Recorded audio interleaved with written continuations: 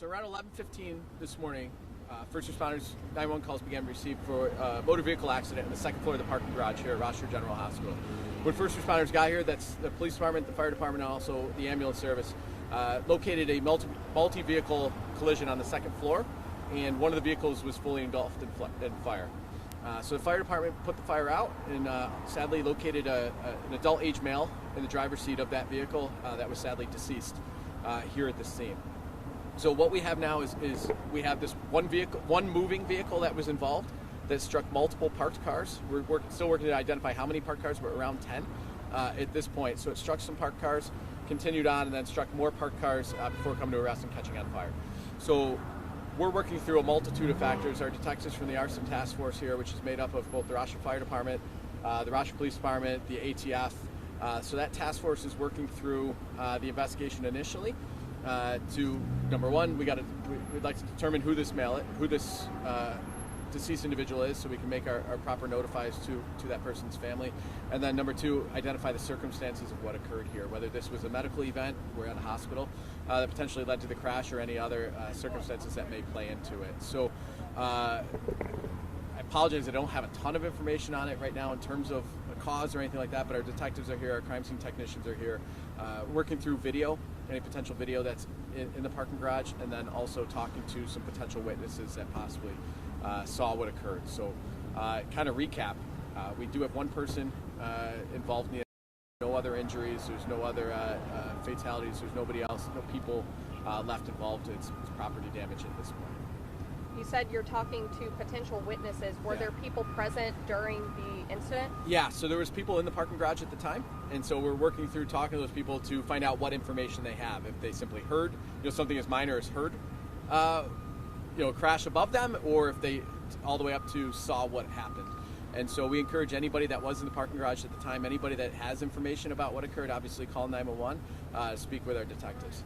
Hospital going to lockdown at all? So the hospital questions are going to be better. So here I've got the president of RGH. Very good, thank you. She'll be able to answer hospital questions on that one. Yeah, sure. Thank you. Good afternoon. The hospital did not go into lockdown at any given time.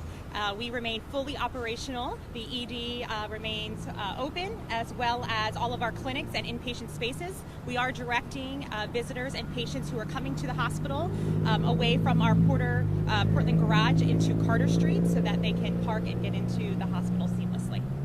Are you worried at all the fire could have spread or caused any damage to other parts of the hospital?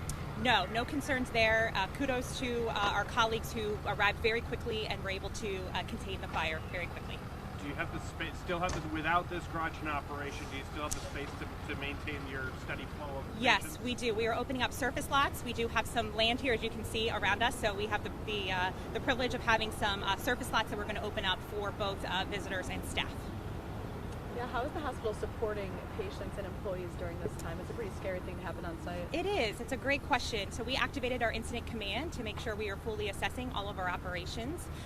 We are doing a lot to communicate with those individuals inside the hospital to articulate what happened, as well as any staff. You heard we did have a few members who were in the garage, either entering or exiting the building at the time. So we are providing support for them through different resources to make sure that they can talk through that traumatic experience.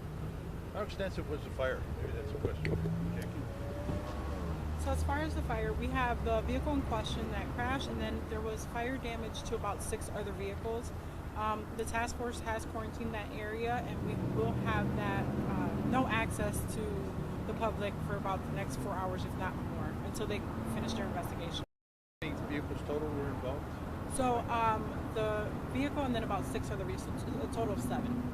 The fires were... And that's fire damage in particular. There are other vehicles that were damaged by car accidents. So all indications are it was the collision with other vehicles that ignited the... Correct, yes.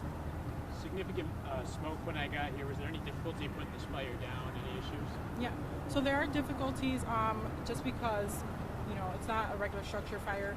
We had to extend a lot of hose lines to get to the fire, both getting water from the street and then also to from the stairs to the car. So yes, there was a challenge, and it took a little time to get that in place. How many companies were called to the scene? So we have 6 companies on scene, about 24 firefighters. You said it'll take about 4 hours for the detective work and all that. Is the garage going to be back open this evening? So the second floor, the northeast corner of the second floor, will be quarantined for about 4 hours, if not more. The other floors are open, and as the president mentioned, they will be escorting people to their cars if they need be. So. Just to be clear on that, the investigation is not going to be over in 4 hours. Right, that's when we're looking at. So already the parking garage is opening up. You can see some cars moving past us. Hospital working with security, with law enforcement, is working on getting other cars out of the parking garage so people can go about their days. In terms of the investigation, that can take days, weeks, months. That's going to be a while. We're just going to quarantine that area for the removal of the car, pictures, and everything else that needs to take place. Cool. Thanks, Thank you, everybody. guys. Thank you. Appreciate it. Get the Rochester First streaming app today for everything you love from News 8 On Demand, plus exclusive shows you won't see anywhere else. Search ROC and download for free on Roku, Amazon Fire, and Apple TV.